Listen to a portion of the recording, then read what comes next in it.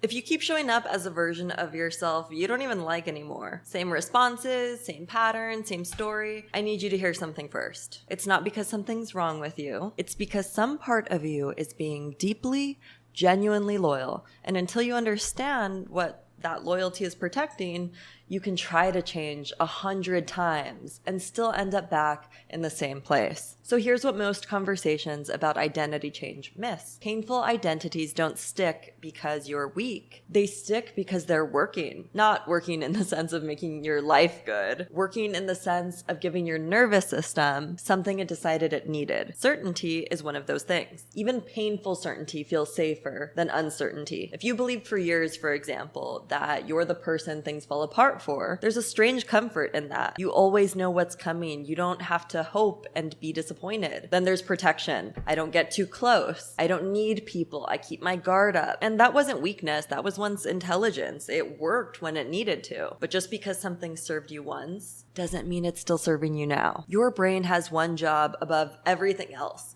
not to make you happy, but to keep you alive. And the primary tool it uses is familiarity. Familiar equals safe, not because it's always true, but because familiar things haven't destroyed you in the past. So the brain files them as known and treats them as trustworthy. This is why you can know something isn't good for you and still feel pulled towards it. You're not confused, it's just your nervous system doing exactly what it was designed to do. Think about the person who grew up having to earn love and then lands in a genuinely safe relationship and still can't fully receive it. They test it, they pull back, and not because they want to ruin things, at least consciously, but because their identity doesn't have a script for consistent love. It only knows how to navigate conditional love. So it keeps recreating the familiar dynamic, even when the present situation is completely different. The old identity doesn't care that the circumstances changed. It's still running the exact same program. And that's not a character flaw. That's what unexamined identity loyalty looks like. And this is the part that actually changes things. The identity you're holding on to wasn't born with you. It was built by you, built by a younger version of you in response to something that needed a response. It was a strategy, essentially. And that version of you was smart for building it. They did what they had to do, but you are not that version anymore. What you're carrying right now is a solution to a problem that no longer exists. And when you live from an identity that was built by your pain, you're not living as who you actually are. You're living as a defense system. You're letting a wound make your decisions. Who are you underneath that? That version doesn't need to perform or protect or prove. It can simply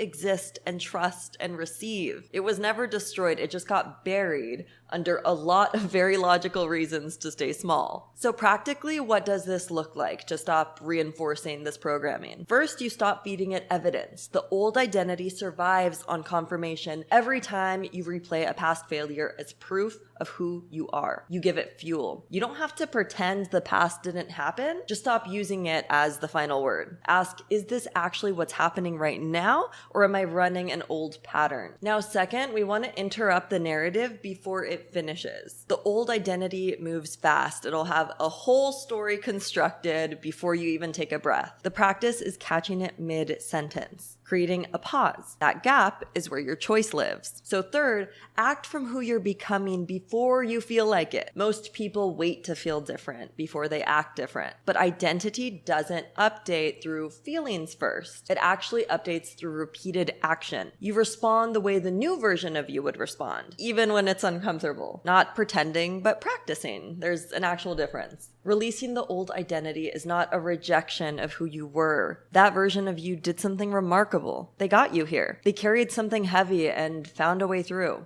You don't have to be ashamed of that. You just don't have to keep living inside it. You're not your wounds. You're not your patterns. You are not the story the hardest years of your life told about you. You are what remains when you stop defending all of that and let yourself exist as something more open, more honest, more free. And that's not naive. That's the bravest thing a person can do. Thank you so much for watching, and I'll see you in the next video.